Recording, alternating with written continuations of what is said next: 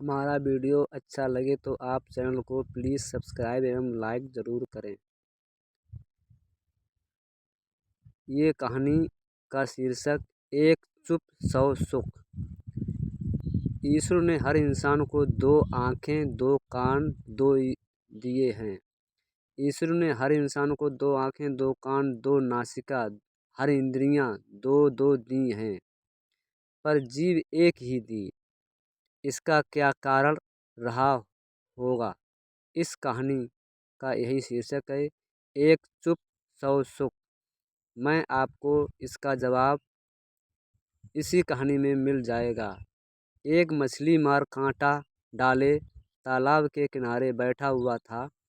काफ़ी समय हो गया, पर फिर भी उसके कांटे में कोई मछली नहीं फंसी और ना ही कोई हलचल हुई। वह सोचने लगा, कहीं ऐसा तो नहीं कि मैंने कांटा गलत जगह डाला जहाँ कोई मछली ही ना हो।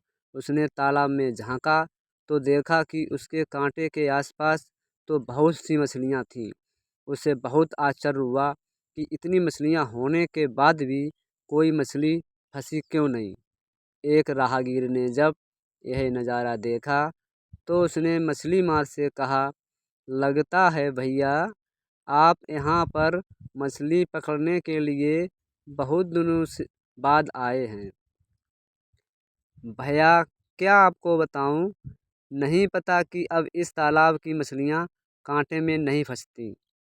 मछली मार ने बड़ी हैरानी के साथ पूछा, क्यों, ऐसा क्या है इस तालाब में? राहगीर ने जवाब दिया, कुछ दिनों पहले ही इस तालाब के किनारे एक संत ठहरे थे। उन्होंने यहाँ मौन की महत्ता पर प्रवचन दिया था।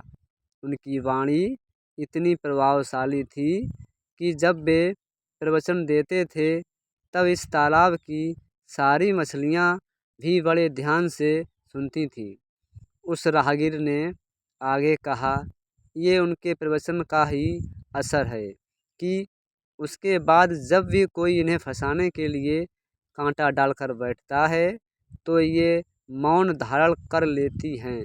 जब मछली मुंह खोलेगी ही नहीं तो कांटे में फंसेगी कैसे? इसलिए बेहतर यही होगा कि आप किसी और जगह पर जाकर कांटा डालो। ईश्वर ने हर इंसान को दो आँखें, दो कान, दो नासिका, हर इंद्रियाँ दो दो दी हैं, पर जीव एक ही दी है। इसका क्या कारण रहा है? क्योंकि यह एक ही अनेकों भयंकर परिस्थितियाँ पैदा करने के लिए पर्याप्त है। संत ने कितनी सही बात कही कि जब खोलोगे ही नहीं तो फंसोगे कैसे। अगर इंद्रियां पर संयम करना चाहते हो तो इस जीव पर नियंत्रण कर लो, बाकी सब इंद्रियां स्वयं नियंत्रित रहेंगी। ये बात हमें भी अपने जीवन में उतार लेनी चाहिए। कई बार व्यक्ति के अनुचित व्यवहार एवं व्यर्थ बोल से बनते काम भी बिगड़ जाते हैं। जीवन भर के लिए रिश्तों में कड़वाहट पैदा हो जाती है। उसका समाज में यश गिर जाता है। वर्तमान में देखें तो बहुत सी समस्याओं का कारण ज़्यादा बोलना या अनुचित बोलना ही है। ईश्वर कहते हैं कि कम बोलो, धीरे बोलो और मीठा बोलो। हमारी मीठी वाणी से बिगड़ते काम भी बन जाते हैं, लोगों की दुआओं के पात्र बन जाते हैं।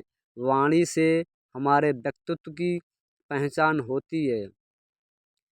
जिस व्यक्ति का व्यक्तित्व जितना गंभीर गुणों से भरपूर होता है, उसकी वाणी में उतनी ही विनम्रता होती है। विनम्रतापूर्वक व्यवहार हमारे चरित्र को ऊंचा बनाता है, समाज में सम्मान दिलाता है। कई बार ना बोलना भी उचित होता है। अगर आपको हमारी एक चुप सौ सुख की कहानी अच्छी लगी हो तो वीडियो को सब्सक्राइब और शेयर एवं कमेंट और लाइक ज़रूर करें। धन्यवाद।